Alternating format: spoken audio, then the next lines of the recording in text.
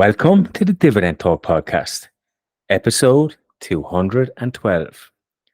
From dividend cuts to recovery, learning from setbacks.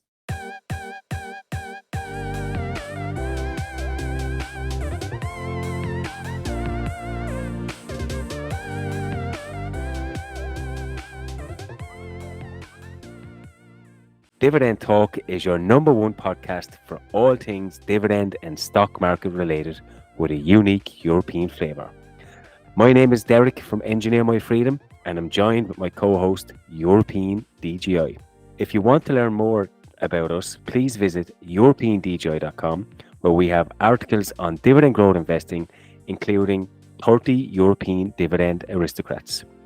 While you're there, you might as well grab our free dividend portfolio tracker template.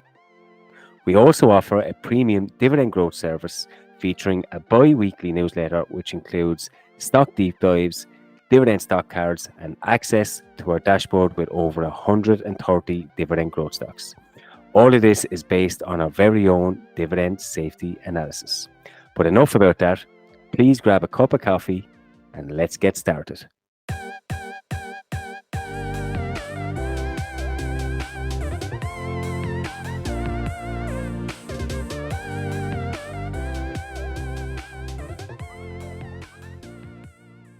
Hey, European DJ. Another week, another podcast. Here we go. Oh, yes, 212. It goes so fast, right? It's amazing. More than 4 years, of course. And liking it, really liking it. Actually, I'm looking a little bit forward to the winter. I mean, not to all the cold days and the dark days, but I always have a sense of productivity around the podcast and everything during those days because, in the summer, we're nicely all the time outside, enjoying life. But in the winter, it's a bit harsher here, over here in Poland. If you're here in November, December, it will be dark at 3 p.m. So perfect when you get home to take a nice cup of tea and to do some analysis. So I'm a bit looking forward for that as well. How about you? How are you doing? Yeah, good, good. You talk about cold weather. It's like we have that 12 months of the year. So I don't feel that. But no, I understand. I think October is usually our most productive month because after September we bed in, and then October becomes our like first month back when it's dark and you're always available. And so I'm quite looking forward to that. We have some big plans. So let's see how much we get done. But looking forward to this podcast. Good topic, I think. Dividend cuts to recovery. We have a couple of stocks that we will mention and some of our learnings from. So I'm quite interested to hear from you on that. But let's start with the news of the week. Starbucks. I think we got a question around Starbucks. Marcus asked your take on their CEO letter. Yeah, this is of course really interesting, right? Because I think everyone will remember the horrible CEO interview from his predecessor with Jim Cramer, where he said like we need to communicate the value better. Yeah, like as if any customer cares. They just want coffee, good coffee, and he clearly didn't get it. Yeah, it's an unfortunate thing because he came from Racket Benziker, so we would always love to see the European CEOs do well, right? We can't hide this patriotism. But I have a feeling that this new CEO, he really gets it. He was at Chipotle. I remember the share price went eightfold or something like that under his helm, and I like a lot what I'm seeing. So I don't know if you had a chance, but I think it's the Acquired podcast or one of those. They had Howard Schultz on for 2 hours, 3 hours, and I had the chance to listen to it when I came back from holiday. I had like a 10-hour drive, so I just turned it on. And if you hear Howard Schultz speaking about the experience and everything, and I discussed it earlier on the podcast, well, effectively, all of this is now being parroted by the new CEO. So I'm sure he had like a long session somewhere at the land of Howard Schultz to, walk a bit through the forest together, one on one, where he shared probably all his old lessons and everything, and how he built Starbucks and what he's expecting. So what's very interesting that is to hear this Brian Nickel actually emphasizing again, going back to the core values. Focus on the baristas.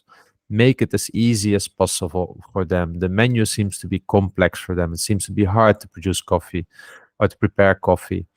Also, specifically in America, they focused a lot on takeaway, but the whole community part has been deteriorating due to that as well.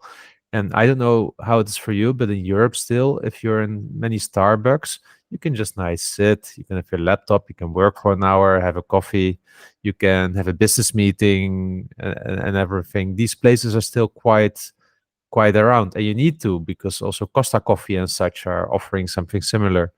So I have a feeling that he gets it, and he also mentioned very honestly that they will focus on the US first, yeah, because that's where they feel they have the biggest problem. And when I did my analysis, it is clear that the US was almost flat, yeah, and struggling also with the inflation. So it makes sense that they try to recover that, because if the US is not driving it, then it becomes really hard for them, because it's still the main profit driver. And of course, they will also look at China, but it's very interesting to see how he's focused. I like that a lot, not laser focused. He didn't use the word, so he's not like a bullshitter either. But I like that he tries to go back to the basis of what Howard Schultz was able to establish as a company. I really feel that Howard Schultz figured it out, the formula, and that his successors were not able to figure that out. The first CEO, I think, after him, he was more like a financial engineer. I think he was just not capable, but appointed by Howard. And the last one, I mean, yeah, he failed already at this first exam.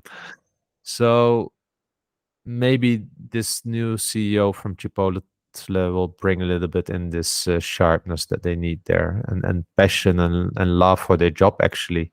Yeah, yeah. I haven't read the letter. I'm reading your summary here, and I'm actually impressed by what I am reading.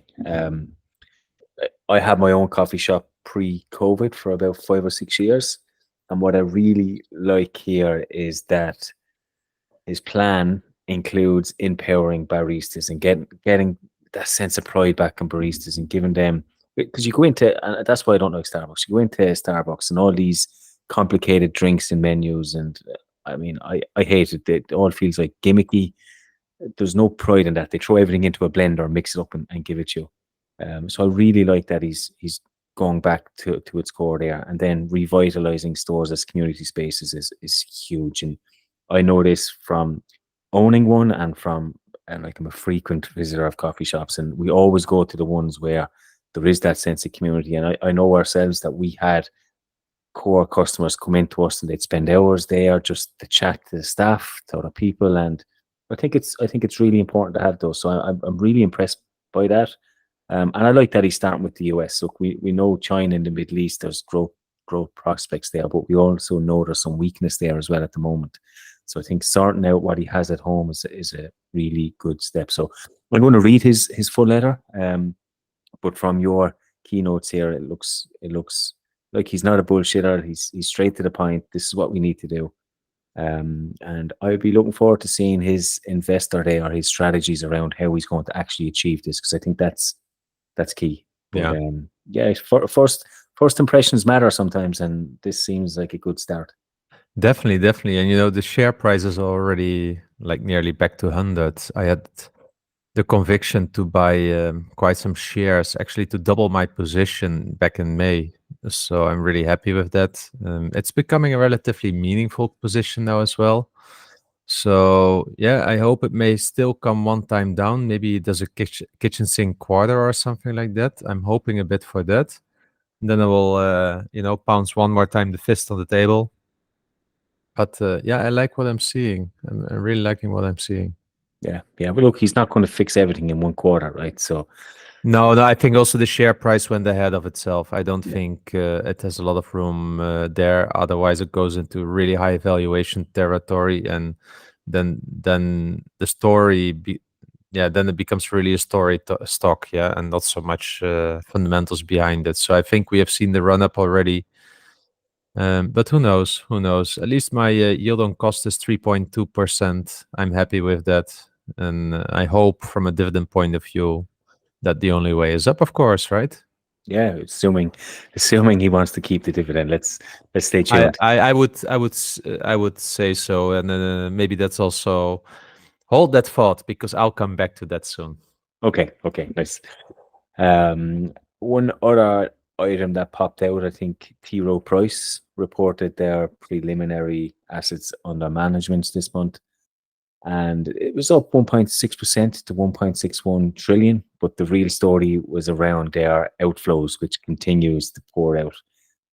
Again, they had another 5.3 billion, and I think there's concerns around their dependency on advisory fees and the high costs that they're facing at the moment, and it's affecting their bottom line. So there's some pressure on them. We can see that in their share price as well, right? It's dropping, but as we know, they've got a rock star balance sheet that they can soak up these types of pressures. But yeah, in interesting one to point out. They're still seeing some pressure when you have the likes of, I don't know, Blackstone are doing quite well and BlackRock are doing quite well, and we can see these are struggling. So it's Yeah, interesting backdrop. yeah, maybe something to look a little bit deeper into again, right? I It's think so. important to keep track on this. The good thing is there's a debt-free balance sheet, so from that point of view, we have enough time and warning signs probably. Yeah, exactly. Exactly. Dividend hikes. What has been going on this week? Well, first of all, Yedi Yada wanted to correct you based on the Broadcom dividend hike of 1%. So correct us to be clear, because he said management rounded it up actually from 52.5 cents to 53 cents per share, and he expects next quarter to see a proper dividend hike. So we stand corrected, and let's see. So somehow because we were saying there's a signal here that this company is probably expecting more difficult times. So let's take our words back from last week and let's wait till the next quarter and see if we can do a Control C, Control V. Yeah, yeah. Is it too late to edit that out from last week? I think so. I think so. Many thousands of people listened already to the last episode. Nice, nice. Look, I think rounding up is still a dividend increase in my mind. I don't follow the company to the T, so I don't know if they're going to increase their dividend. But a lot of people own this company and know this company a lot better, so I will take those people's words on board and look forward to seeing what the real dividend increase will be. So Yeah. thank you for that. Philip Morris hikes the dividend by 3.8%. Gives them a new quarterly dividend of $1.35, and Realty Income had another monthly dividend hike of 0.2%. So with the Philip Morris, I saw a lot of appreciation for this on social media. It's about tobacco stocks, right? You hate it or you love it.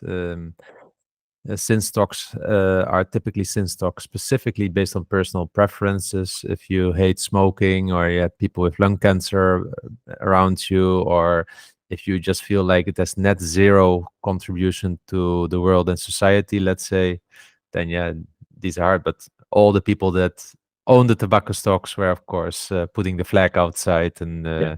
marching through the streets with happiness. Yeah, and I think I mentioned this a couple of weeks ago. A recent business trip to Italy, and I was surprised how many people spoke highly of Philip Morris. Of all the manufacturers, Philip Morris was the one that they focused on, and also the amount of manufacturing machines that they are requesting and so on is quite high, I believe, compared to over the last decade. So looks like they're expecting some growth in some areas, and high dividend and high dividend yield with 3.8% growth. I can imagine why those people are sitting happy. Full disclosure, I'm not a shareholder, but it looks like it's quite popular, definitely on the continent of Europe. Yeah, inhalation technology stocks. Yeah. Nice. Okay, so today's topic was inspired by, I'm not going to say the German name because I always get it wrong, but it's dividend controller in English. Yeah. And the question was, when looking at your least profitable investments, is there a common thread among them and why it went bad? For example, valuation, management, not understanding the business model, etc. So that brought us to our topic today of some companies that we either have in our portfolio or monitoring at the time, and we're talking about recent times, so around COVID and above, and what has happened to those companies since. Have they recovered? Have they not recovered? And what we learned from them. Yeah, because we're talking about dividend talk, right? So I really wanted to connect it to the dividend cuts. And what I think is really interesting here is that, and I want to share that, right? As a heads up already. There was a study from McKinsey, and it looked at all the dividend payers between 1994 and 2021, so approximately 25 to 30 years. And there was virtually no company over this whole time span that made a significant dividend cut out of choice. Yeah, like, okay, let's cut the dividend, rather than that they really had to. Yeah. Or, for instance, cut the dividend to make space for large investments. I think they found one or two companies out of the thousand something where this applied. In other words, every time when there was a dividend cut, it was typically due to weakening balance sheet, earnings, crash, whatever it was. And I think this is really important to know because it shows that if you focus on the fundamentals of a company, specifically for American companies, you should be fine. And there's also, CFOs in America don't really like to cut the dividend because if the dividend cuts, typically the share price falters.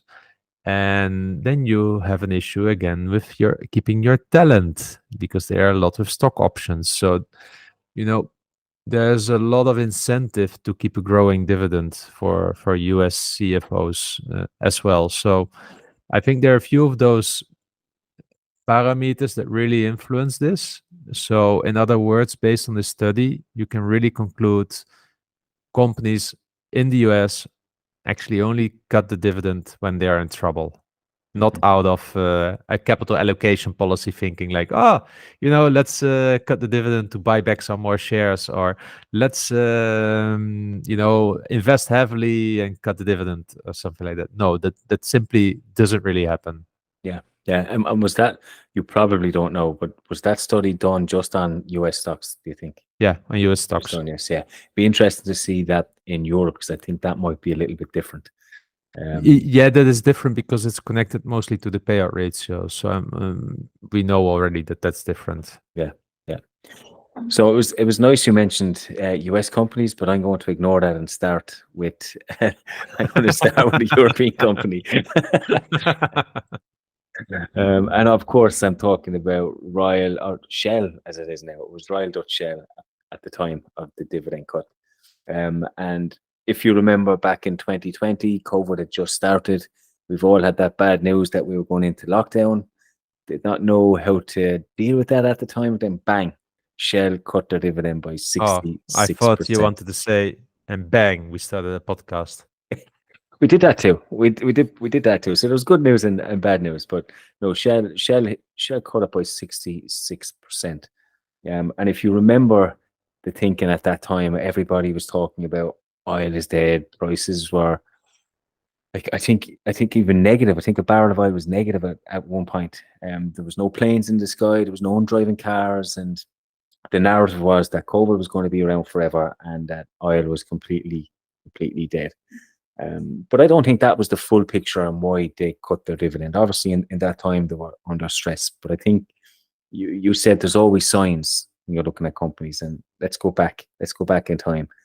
2014, 2015, oil prices were volatile. There was some macroeconomics, and we had high prices, low prices, but that put a huge strain on the balance sheet. On top of that, in 2016, they bought British Gas for 70 billion euros or dollars, whatever, pounds probably, because it was a British company. You can imagine how much strain that put on the balance sheet. They come out of 2016, and then again, 2018, we have an oil crisis yet again. So they had 2 years of oil crisis. They weakened our balance sheet significantly in 2016, and then 1 year gap, and then bang, another oil crisis. And that put a huge amount of pressure on the company. They were just about managing to pay down or pay their dividends. I believe the payout ratio was extremely high. They were still covering it, but they were not able to pay down any debt. And credit to management here, because I think they realized this and they knew that they needed money for reinvestments into renewable energy, which they wanted to focus on at that time. And they just couldn't invest that type of money with that amount of debt on their balance sheet. So 2020 came along, and I think that was the trigger where it made them sit back and say, okay, we need to look at how we're allocating money. We need to improve our efficiencies, which they did. And they did that by cutting their dividend. Now, at the time, I held them. And I remember holding them for two key reasons. One was the depth on the balance sheet, and they were going to clear this down. And I was quite happy with that. But the second, they kept that dividend policy intact.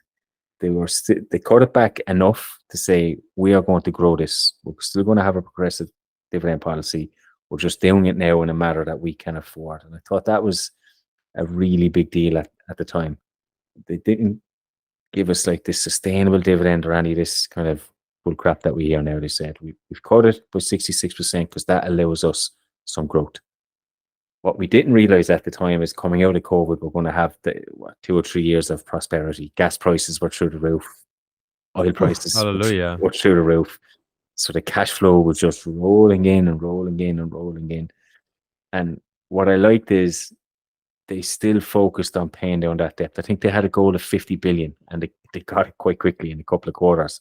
But that was the goal. And once they hit that, then they started sharing us with dividends, special dividends, 7 billion share buyback programs, and the rest is history. But yeah, it was a really good learning, I think, at the time of they cut their dividend out of necessity, but they had a really good reason. But I think the key to all that is the acquisition of British Gas. Oh, yes. That was the key to this, because the reliance on oil, which they had in 2014 to 18, was quite large. Obviously, they bought British Gas in 2016, but they were still bedding it in. But what people forget now is that we call it an oil company, but it actually makes more revenue from their gas than oil at this moment. So it's more of a gas company than an oil company. So I think that was a shrewd move. If they had to spend 70 billion on some renewable plant, for example, I don't think I would have been. I would not have been bullish. I probably would have sold them at the time. But I had huge belief in British Gas. We know in Western Europe we rely on gas so much for heating. Yeah. We only see what happened when the Ukraine war started, how much pressure that put on gas and the fear that we're going to have a cold winter and so on. So yeah, I think that was the key this year's decision for me. That acquisition, then they wanted to pay down that debt, which they've done pretty well. And keeping their dividend growth policy was the reasons that I kept them. But it's a good story when you look back at it, isn't it? And think about the share price. I think I bought my first purchases, and do you know what? I don't have many regrets as an investor, but I was relatively new on my journey, and I believe if that had happened now, I would own a lot more shares of Shell than what I did at the time. Yeah, it was buying for around 10, 12 euros, I remember. 10 euros, yeah. And I think my average price was 11.66 is my average price. And now it's around 30. Yeah. After buying also back a lot of shares, a ton of shares. But yeah, those were special times. But to your point, I had the same conviction at the time. I knew it was needed for the company. But as per the McKinsey one, it was fundamentals that drove them to cut it. They just couldn't sustain the dividend. The cash flow was not really covering them anymore through the cycle. They had to do scrip dividends, so they were issuing shares even in the first few quarters. They were issuing like almost up to 10% of shares because the yield became 10%. And we know also that when a dividend yield goes to 10%, specifically if it rapidly goes there, that's a major red flag and usually leading to a dividend cut as well. Yeah. I always wonder, if we did not have COVID, if 2020 didn't happen, would they still have struggled along? Yes, but they wouldn't have been able to escape it. I think now they had the perfect excuse to do it. It was an opportunity for the CEO. Yeah. Yeah, but it came after more than 40 years of dividend growth. Yeah, Yeah. it was one of the, I think since the Second World War it didn't cut the dividend, something like that. So Yeah. imagine the pressure on the CEO at the time to. So it's probably 60 years. Yeah, after 60 or 80 years cutting the dividend again. Yeah. Yeah. That's like they are a European company, but they treat themselves like an American company almost Yeah. in that regard. And knowing what we know now about interest rates and inflation and how that panned out, could you imagine them sitting there with 70 billion on their balance sheet, high payout ratio, and just ticking along with their dividend? I mean, Uh, it would have been a catastrophe. But as luck played out, things happened at the right time for them. and there's also the classical example of a cyclical company, which is much more sensitive to dividend cuts during a cycle. Yeah, we don't see that necessarily with consumer staples. So with cyclical companies, it is those are more subject to dividend cuts during a crisis if it hits their business hard. Yeah. Yeah. Talking of which, then I would like to go to an American one, but this one General Electric, and I mean, damn, that this makes a story.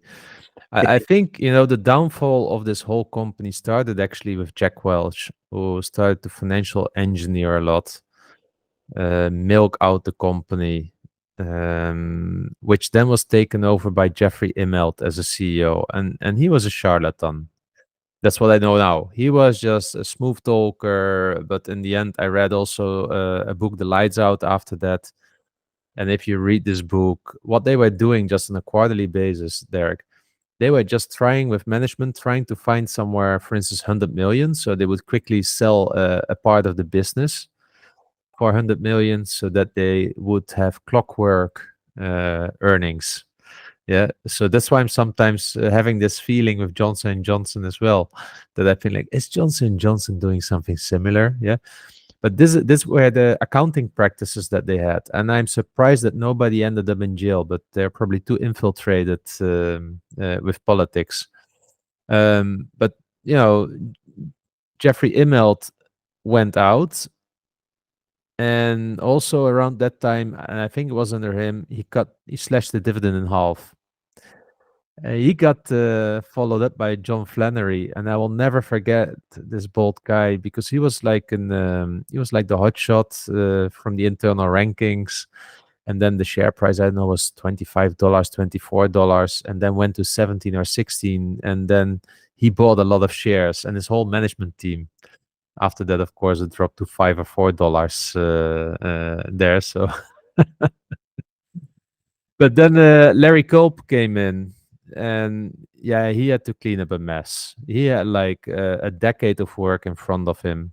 It was such a mess that he had to spin off business units and everything, GE Healthcare and such. But already, and I think it was Larry Culp, he slashed the dividend. I think it was him, then from 12 cents to 1 cent. So remove it entirely because they really had financial issues with the balance sheet. If he wouldn't have done that, I don't think it would have easily survived. Yeah. Yeah. It would have probably brought also GE Healthcare down. Now, if you think about that story, right, by that time it's December 2018, the dividend went to 1 cent. Now, there comes my story. I started because, of course, the share price went really like to a few dollars, and there I was with my losses. So I used this for tax harvesting. So my first sale was in December 2018. My at like almost the bottom of the share price over the last decade. My next sale was in December 2020, Yeah. also At the in bottom. at the bottom of the buff tube. And then the last one, and that was my largest sale, was in somewhere in the summer of 2023 because there was still like some money in it, and I just wanted to take the cash and deploy it elsewhere because it was not generating me anything. Why did I wait 3 years with doing this tax harvesting?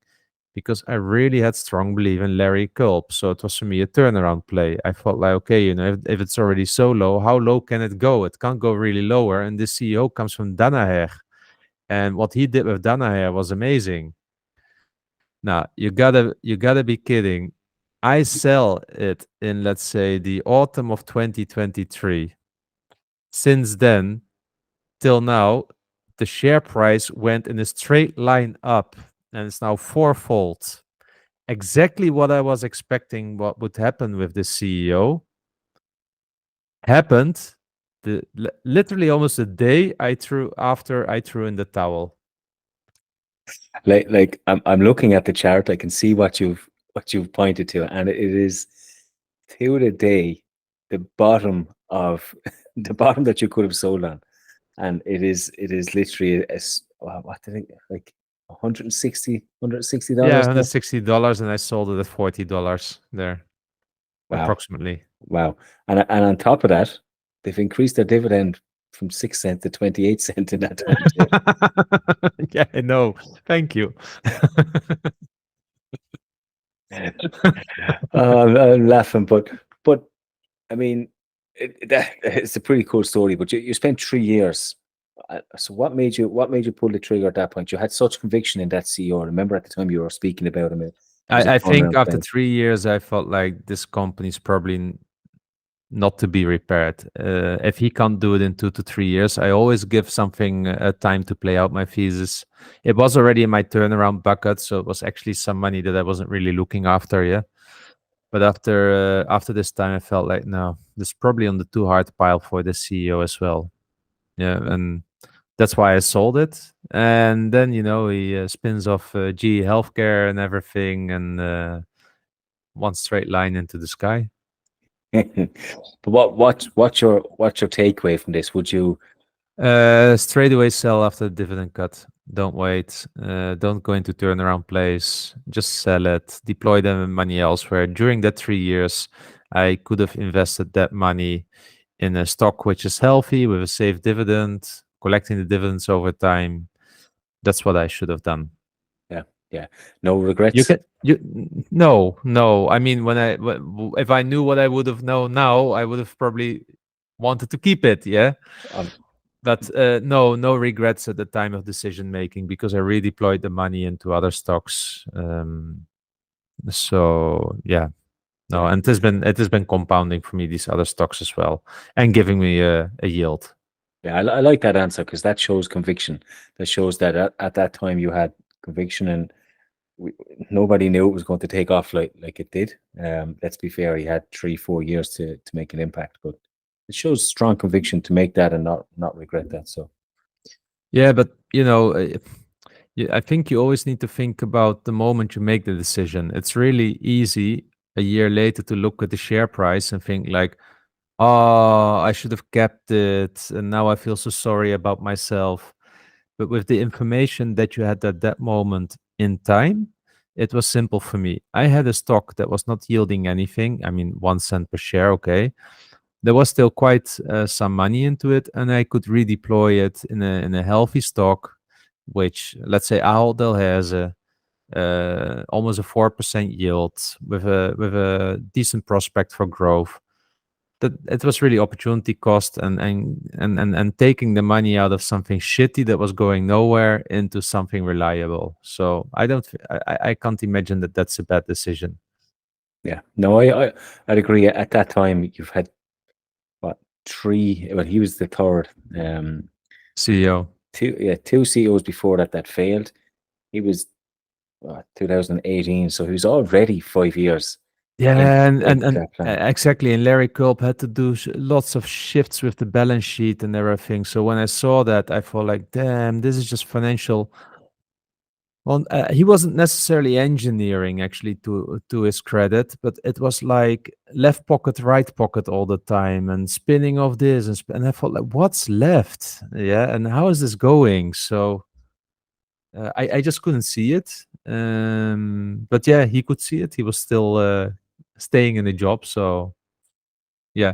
But there was too much risk involved in thinking that for me, in my mind, I saw the probability of happening what happened now as low, and then you just need to sell it and move on. So, and but based on GE, I had many learnings in my investing career, and I'm now much more quicker in selling after a dividend cut, but also I am more proactive.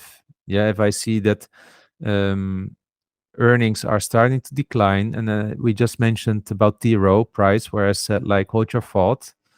Yeah, I haven't looked in it lately, but if AUM continues to decline quarter over after quarter after quarter after quarter, and the new initiatives are not starting to pull off, yeah, then that might be a sign for me. Okay, my thesis was not well. The dividend is actually still safe, I would say, but is this something that you want to be in a declining business, right? It's the good thing. It's a slow compounder, T Rowe price.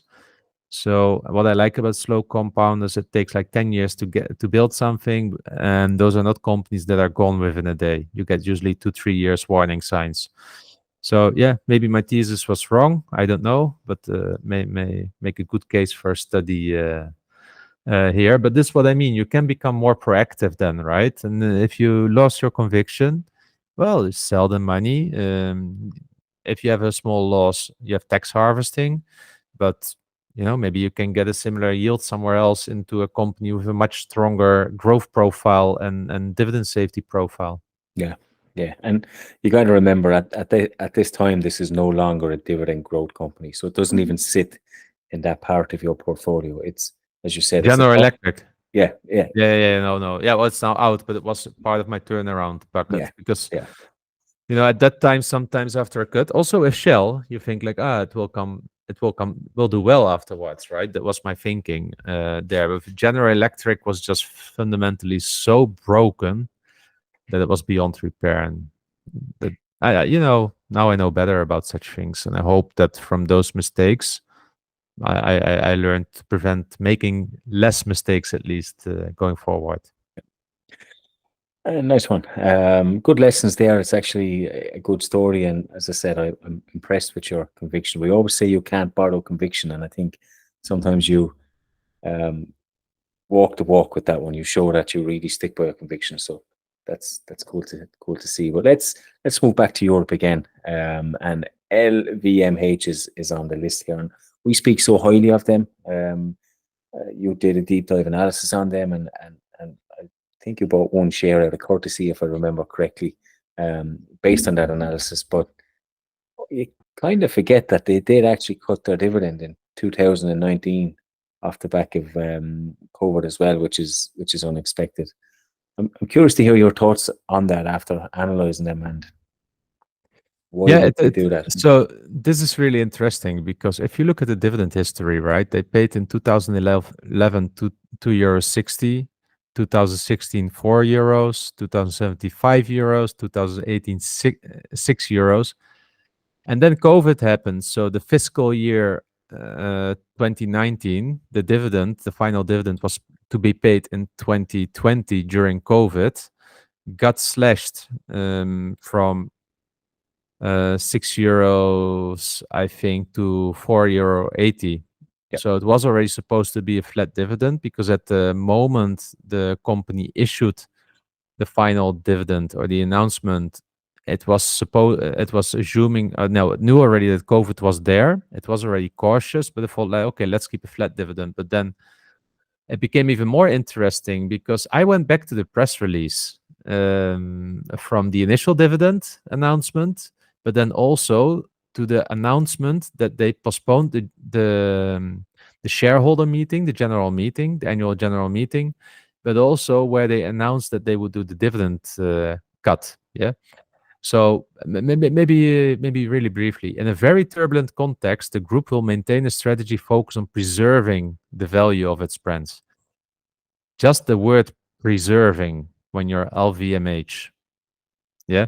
This yeah, is so interesting. It says so much about this era, this time during COVID. I mean, if you're like a historian and a dividend investor, then this time is really nice to study. So what they further said is the group will further strengthen its policy of controlling costs and being selective in its investments. The closures, listen to this, the closures of the group's manufacturing sites and stores in most of the world's countries in the first half will have an impact on the annual revenue and results. And it had, we know that, because the earnings in 2020 were €9.30 compared to €14.20 the year before. They also mentioned at the time that this impact cannot be precisely evaluated at this stage without knowing the timetable to return to a normal business in the different areas where the group operates. It was in the middle of uncertainty. Yeah. So at a meeting on 15 April 2020, the board of directors assessed the economic situation resulting from the pandemic. And in light, and we should not forget that here, because this is a French company, in light of current events and governmental recommendations, decided to propose a 30% reduction in the dividend announced on January 28th. So this is really where they cut the dividend from €4.80, the final dividend, to €2.60, making it together again €4.80 because they paid the interim dividend of €2.20 in December. In addition, what they also did, and this is very unique, I think, to European companies, particularly in France, Netherlands, with a strong government watchdog, let's say, the CEO and all the other executive board members gave up their bonus for the month of April and May, as well as all the variable bonuses related to 2020. Also, all the board members of the company took the decision to reduce their attendance fees by 30% for 2020.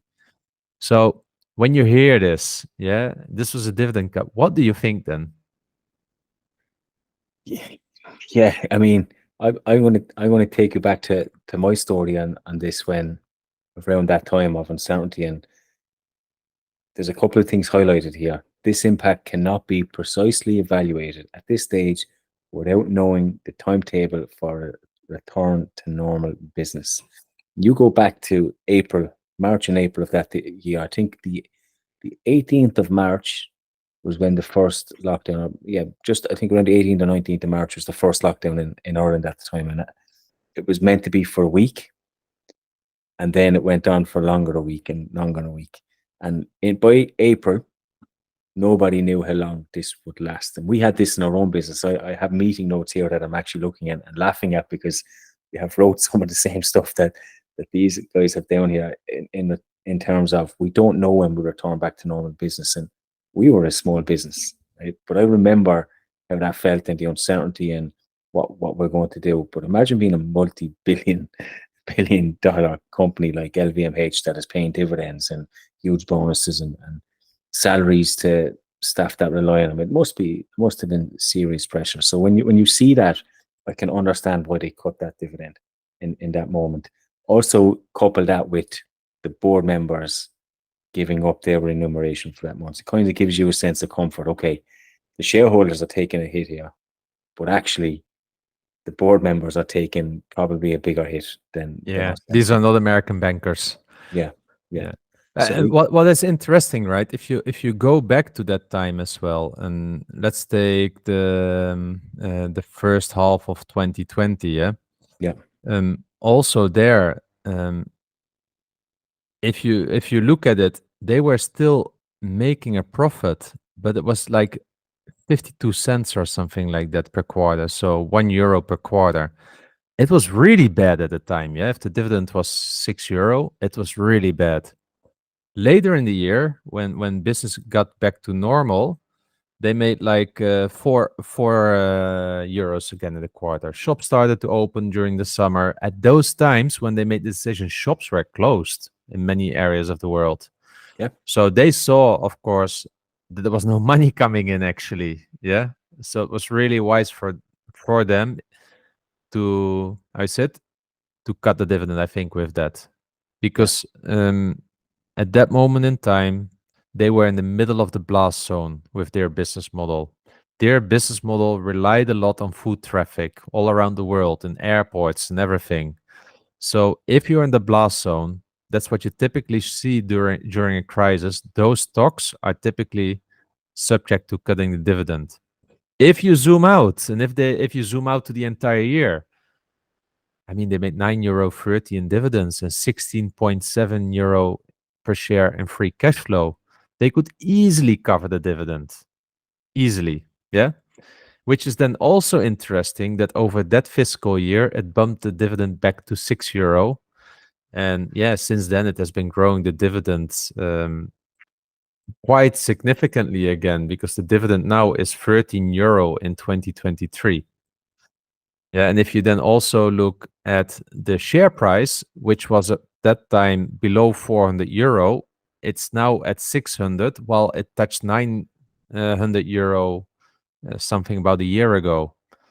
So this company, and by the way, it dropped then also about 30-40% during COVID. So this company has just been continuing to grow over that time.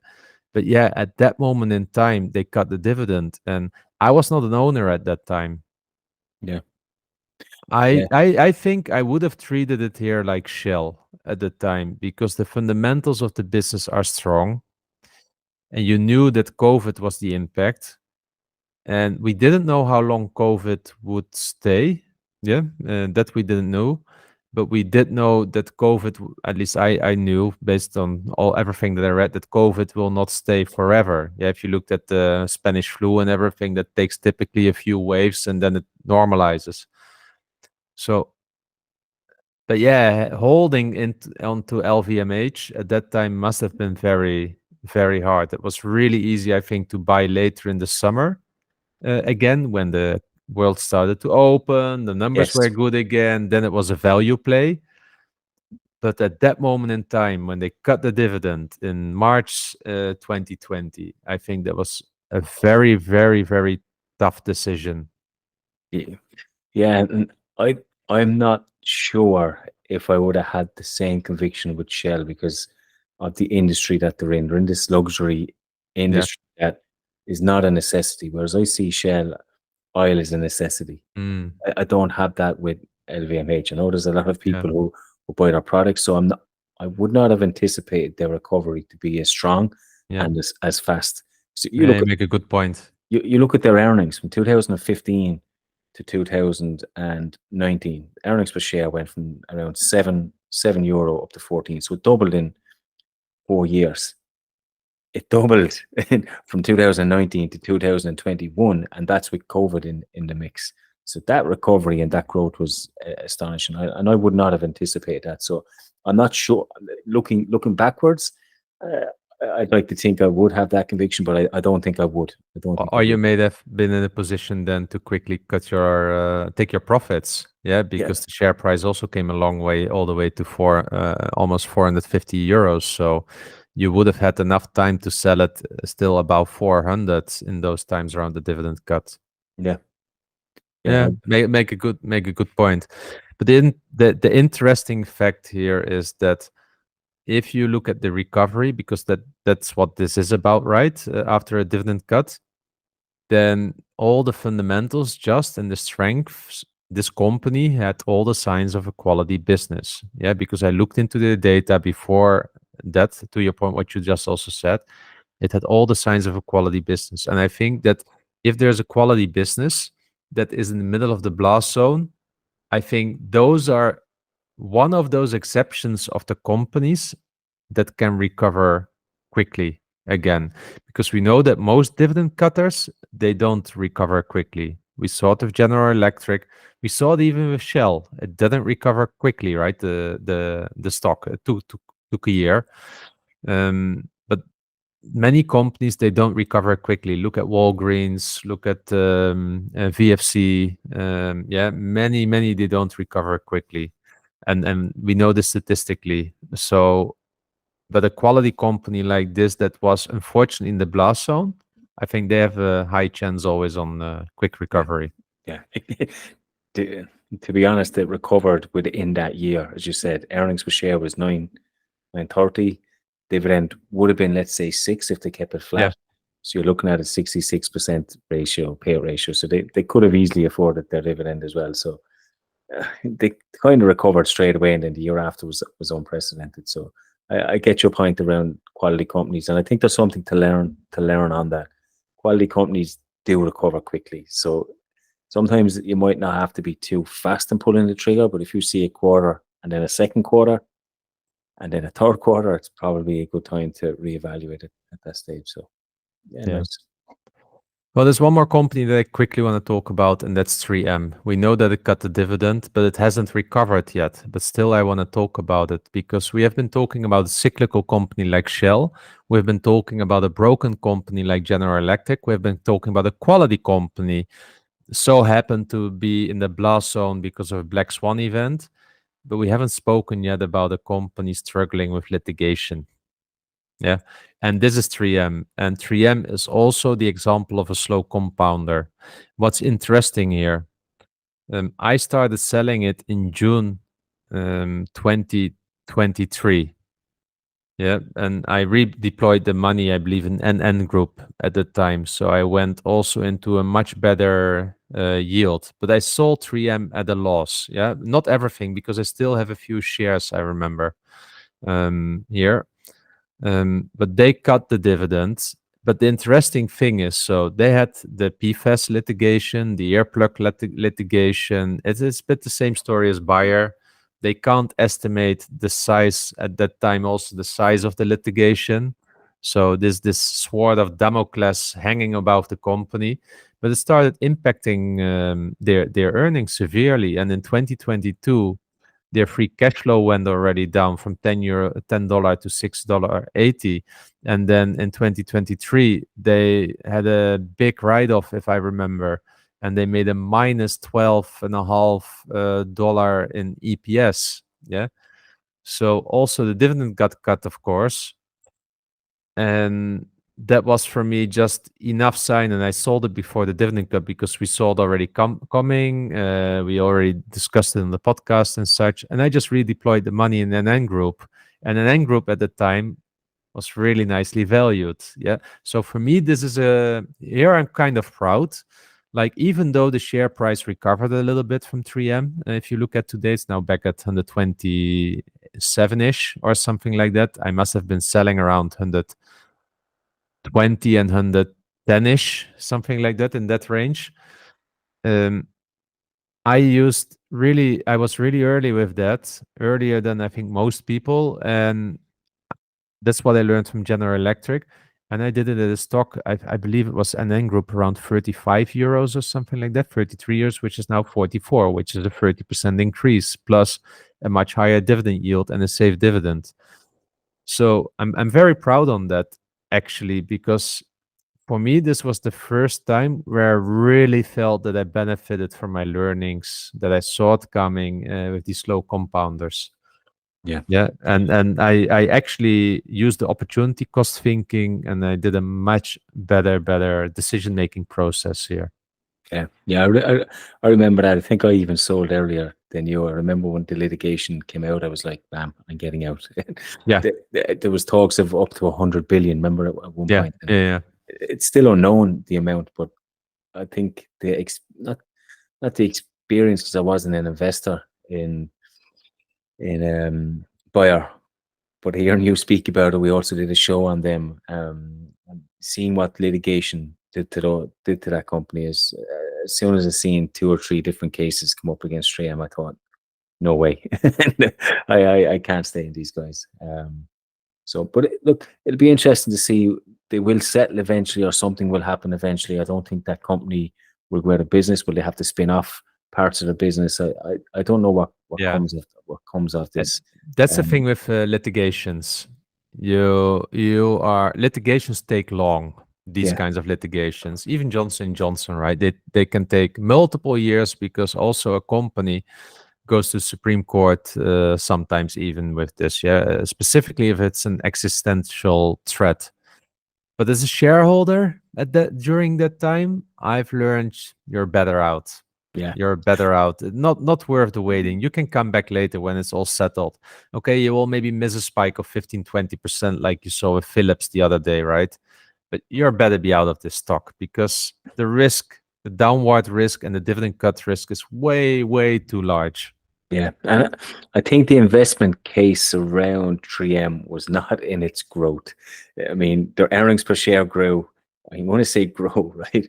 But in 2015, it was 7.6. In 2019, it was 7.8. That's just before COVID. So there's virtually It no was a growth. very slow compounder. Yeah, Exactly. yeah, yeah. So you're buying up for its dividend. It had a decent dividend yield. It had a long history, Dividend King, 50 years of dividend growth. And that was the story. That was the investment case. Um, and as soon as that is under pressure, the story around growth is gone. It's not like Shell. It's not like LVMH. I don't see where the growth is coming from, and large amount of litigation, potential of debt, free cash flow falling negative through the floor. It's a recipe for disaster. And I remember before we started. I mean, I looked at this. The first thing I said to you when we came on the call is 3M. Really, we're really talking about them, but I, I've struggled to see where the recovery comes from these. Yeah, we'll see. We'll see. Litigation first, and then it may start to recover. Yeah, Yeah, they spun off, I believe, this health business. So yeah, but it comes down to General Electric, right? You start to sell your, how do you call this, crown jewelry? yeah, yeah. I don't know what way it works in America. They're just going to pay a load of money and it'll go away Yeah. somehow.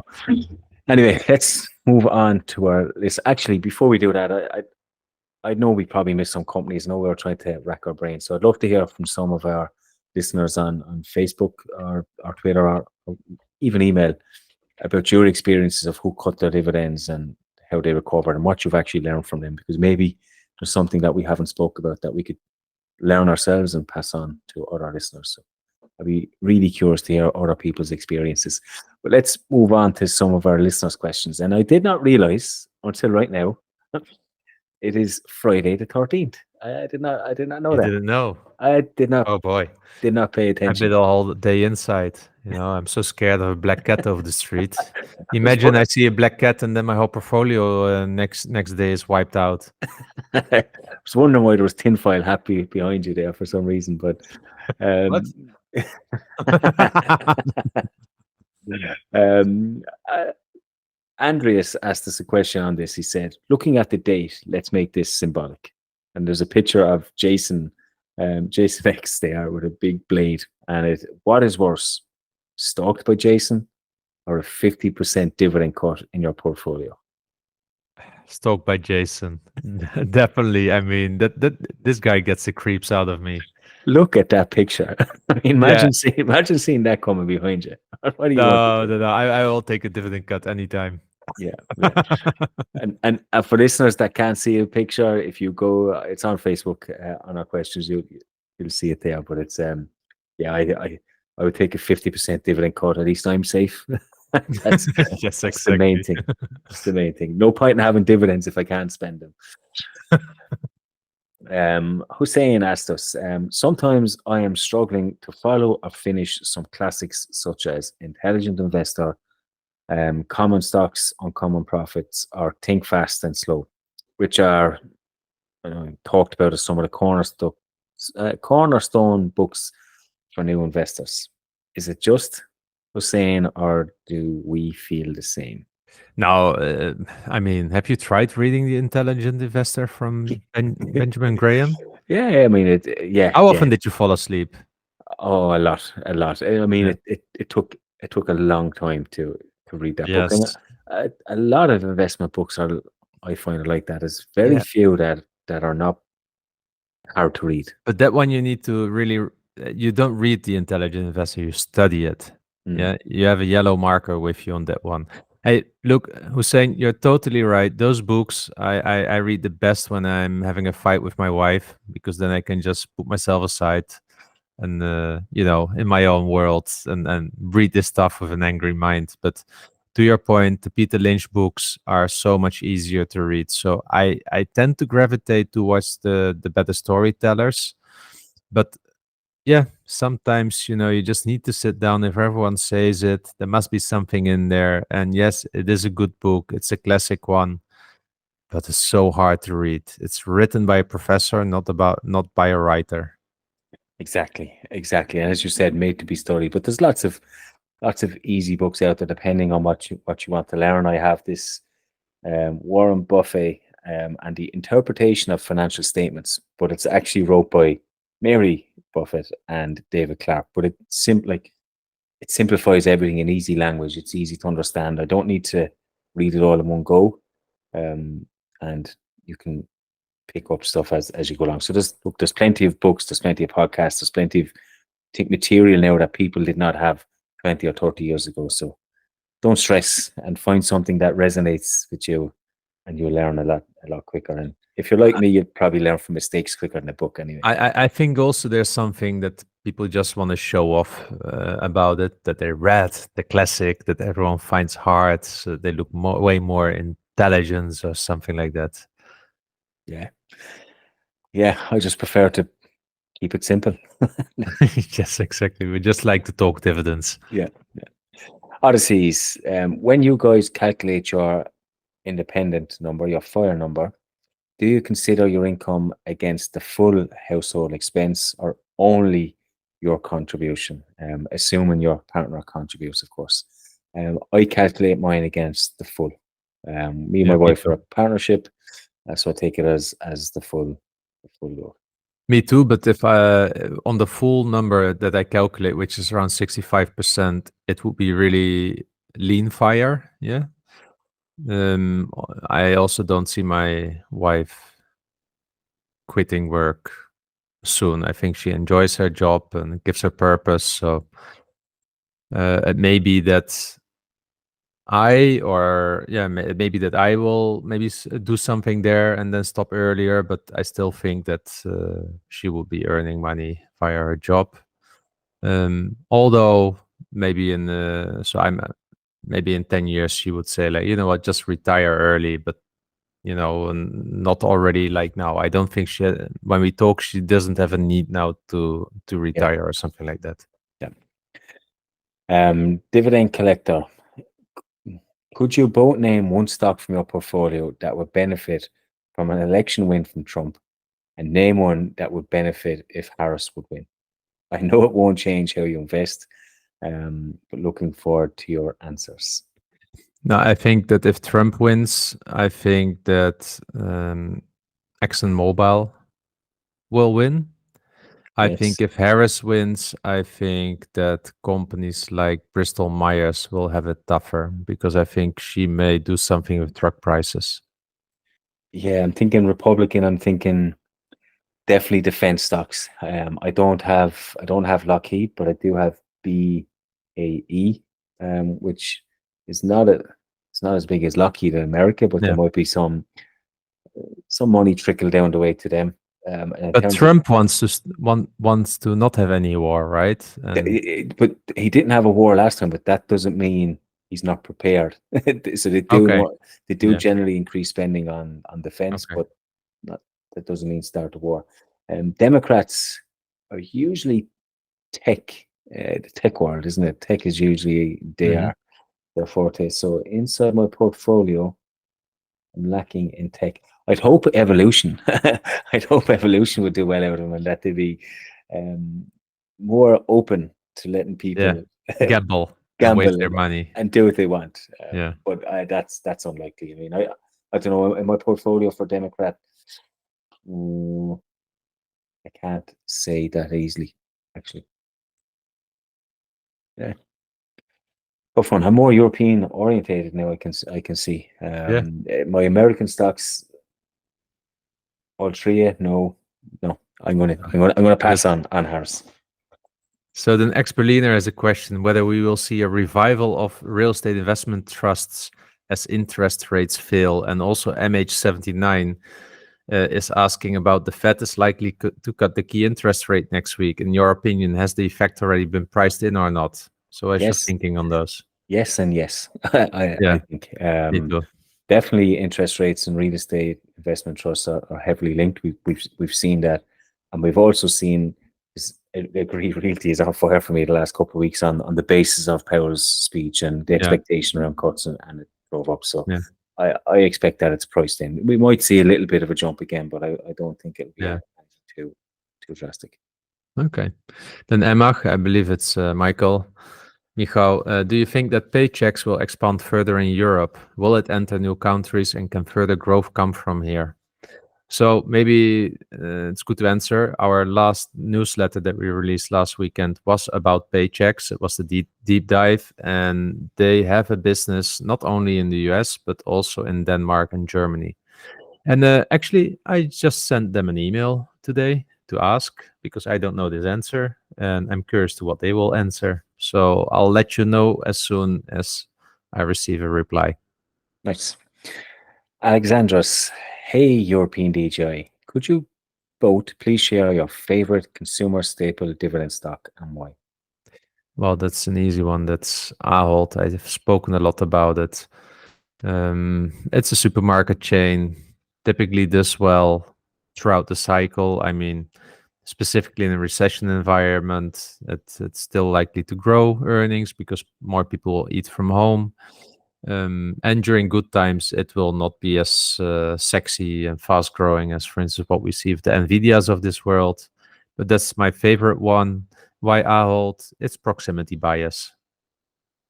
Yeah, I knew you'd pick Ahold, so I won't not pick Ahold.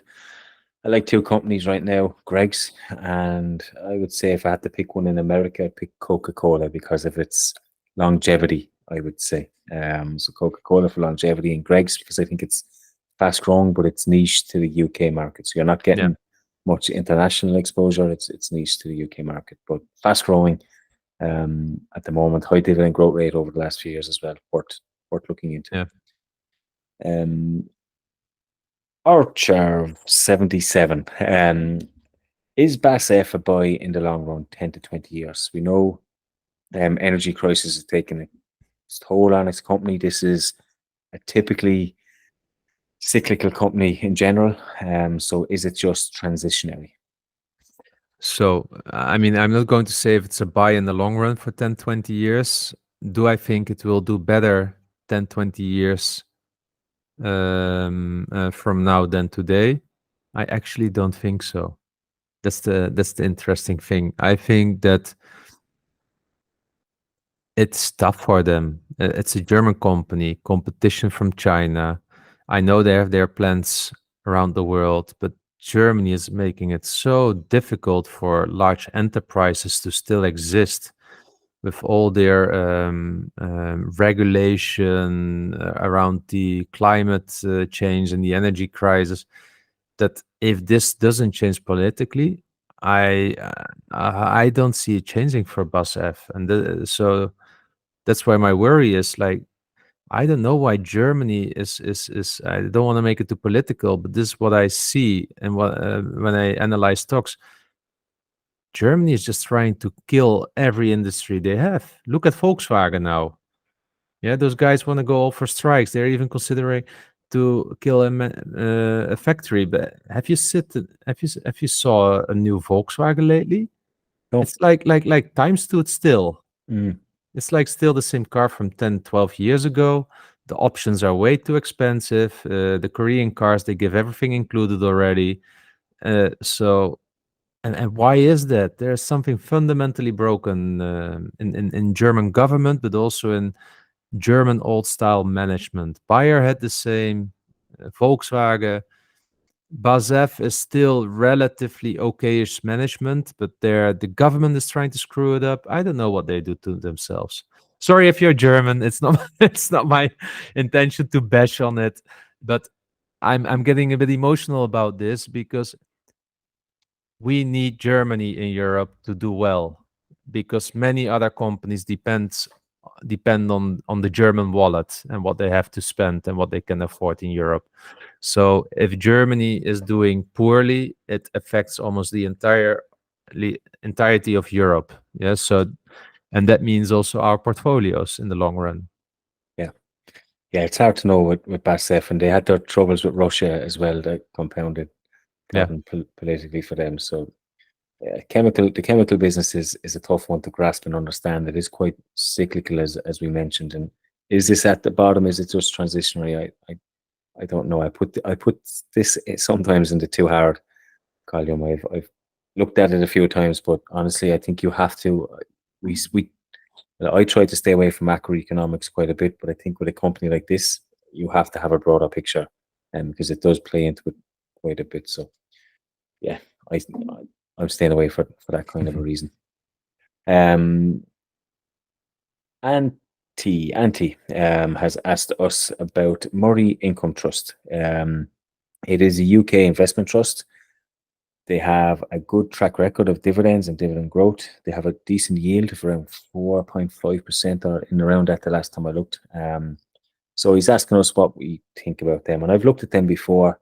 Um, Quite a good trust. Actually, the manager is really experienced. I remember him from the Moneymakers podcast. He's been on it 2 or 3 times. His goals and the way he invests kind of aligns with our own. But if I'm not mistaken, there's two trusts. There's Murray International and there's Murray Income Trust.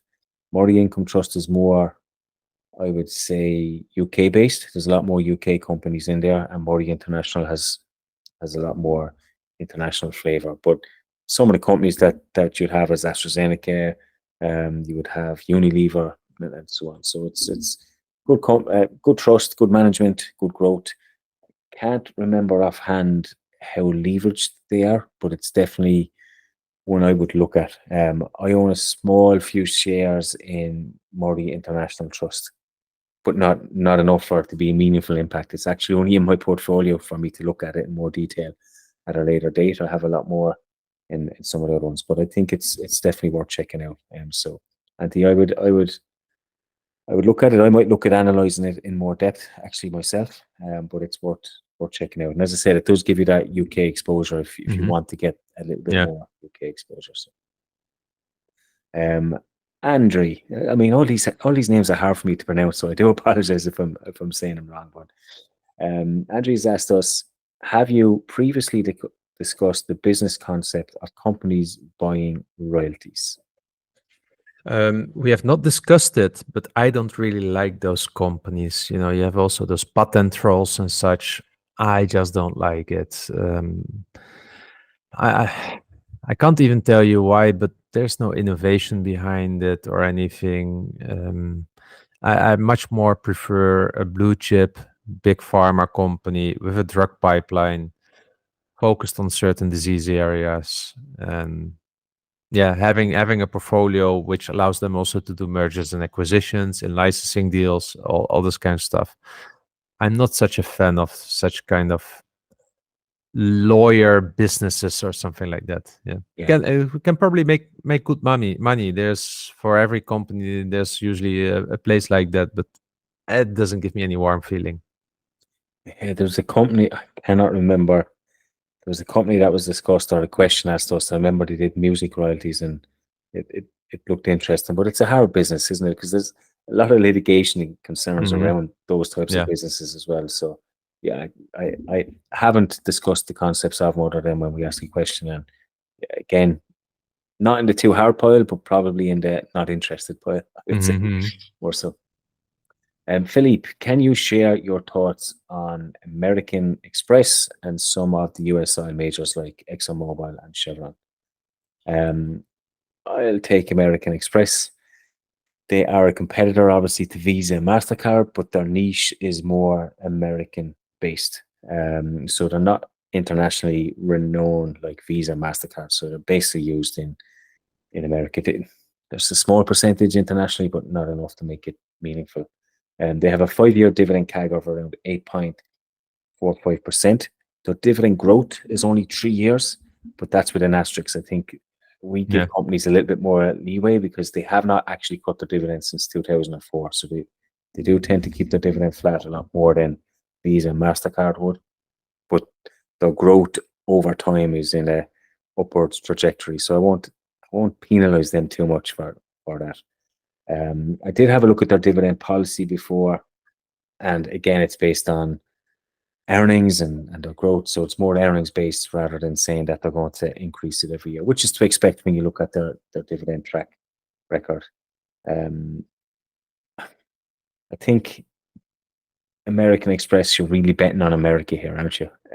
I don't know if I prefer MasterCard or if I prefer Visa. I think American Express is more of a niche American thing. It's more this spending centric capitalism kind of nature. They encourage you to spend a lot more, make a lot more on fees because of this. They're doing quite well with that in America. They have this spend centric culture over there, and they're getting in new clients. I mean, when I say new, younger clients than what they previously would have had. Yeah. Before, I would have put American Express with like businessmen or people with lots of money, but they're Yeah. opening that up to a broader range of people now, which obviously increases their fees and stuff. So I think in terms of valuation, if you look at them from an earnings, price to earnings perspective, they look a lot more attractive than Visa and MasterCard. But again, you're betting on America here. Do you want global exposure with higher growth and higher dividend and more consistent dividend growth? Or do you want to bet on America in this spend-centric culture? So yeah, it's an interesting company, but I think the yield is too low for my liking. Yeah, and then about US oil majors, ExxonMobil and Chevron, solid companies, good assets. Yeah, the cycle, and the question now is more like, where do you think that the oil price is? Is it somewhere under stress or not? And based on that, I would rather make a decision. I've got enough oil in my portfolio, so I'm not considering it any further. Victor has asked us for our thoughts on Yancoal or Helia. Yeah, I quickly checked. Those are companies in Australia, and unfortunately, no consistent dividends. So if you think about it, and then for instance, you think about mining, then I have already BHP in my portfolio, so not further interesting to me. But then again, I haven't studied the companies well enough. Maybe they're of higher quality than BHP. I don't know, but yeah, if you've BHP and Rio Tinto already, then I don't have a need to further explore other companies in this space. Cool. Stephen has asked us about Coca-Cola, or a ticker symbol which seems also like Coca-Cola, but KOF, which I think is Coca-Cola FEMSA SAB. Yeah. So it's really, if I understand it well, it's really the question like, do you want to own the owner of Coca-Cola and the recipe, or do you want to own the bottler? I would always go there where the intellectual property is, because content is king, and that means also that Coca-Cola can always, ask someone else to bottle, or I know there's strong integration between the companies. There's also an ownership of Coca-Cola in Coca-Cola FEMSA. So, but I would always go for the one with the intellectual property. Cool. We got a couple of questions around L'Oreal. Are they almost at a buying price? So it's from Sebastian Horvath and Wolf of Vught, right? Yes. Well, when's the buy price? Again, I don't like really to give buy recommendations. We do have in our premium subscription, of course, some fair value estimates. But I would say that L'Oreal at this price point, maybe coming at this level of multiples that you say like it starts to bring sense again and make sense again. But of course, the reason is why. Yeah. And this is, of course, due to China. They have a large exposure there. And then your question should be also therefore like, do you believe that China is going to hurt L'Oreal? Yeah. And that's more the question that I would like to return to both Sebastian and Wolf of Vught. And Sebastian also followed up with, are you adding LVMH at the moment? No, but just because the yield is low, and that's the only reason. Yep. And then we'll finish up with Centrino. He says, hello, European DJ. I am struggling to buy at current prices. So he's looking for something in the 5 to 7% dividend yield range, which are stocks that we think are undervalued. But he wants to exclude the ones that he knows we'd probably say. So he wants to exclude Legal and General, British American Tobacco, NN Group, and ASR. And here's the kicker. It also has to have a good dividend growth rate. Yeah, he's not making it easy for us. Otherwise, I would have said maybe Realty Income. But I think Allianz is a good one. It has a 5.4% dividend, and it has been growing the dividend quite quite nicely over the last few years. So Allianz could be one. Another one potentially, but we're going a little bit more into the niche here. I would say maybe Ambra, but I would put a watch out there is that it's really a small cap in Poland. Yep. Those are two stocks that are coming to my mind at the moment to have a look at, right? There's no buy recommendation. It's more like to answer the question around companies at the yield that could be interesting for someone to study. Yeah. I don't know if Centrino, you can buy investment trusts or if that's easy in the UK, but there's a couple there. Aberdeen Equity Income Trust has a high dividend yield. I think it's around 7% with decent growth rate. There's also not quite 5, I think it's around 4.5, but JP Global Growth and Income PLC. So they focus on both growth and dividends as well. But again, that has 4.4, 4.5% yield, and again, 5 or 6% dividend growth on top of that as well. So they're two off the top of my head that I can think of. Individual companies is a little bit more tricky at the moment as well. So they're my recommendations. So there we have it, the end of the show. I hope everyone enjoyed it. As always, check us out on Facebook, on Twitter. We're always there. Facebook group is always expanding. I want to say a huge thank you to our moderators because we get a lot of spam and a lot of bots, and they're doing a super job at keeping that at bay. But please come join us, get involved in the conversation. Yeah, and that's also where you can ask the questions, because typically on the Fridays we put a post on Facebook, for instance, to ask people what their questions are, and yeah. So please join us, and we hope to see you all next week. Remember, both of us at Dividend Talk are not certified financial specialists through formal education. We are just two guys sharing our journey for inspiration and entertainment purposes. Hence, this is not investment advice. Although we do our best, we can't promise that the information discussed is always correct, nor appropriate for you or anybody else. We always recommend that you do your own due diligence and be accountable for your own choices. As we always say, you can't borrow conviction from others. Last but not least, by listening to our podcast, you agree to hold us harmless from any ramifications, financial or otherwise, that occur to you as a result of acting on information provided in this podcast.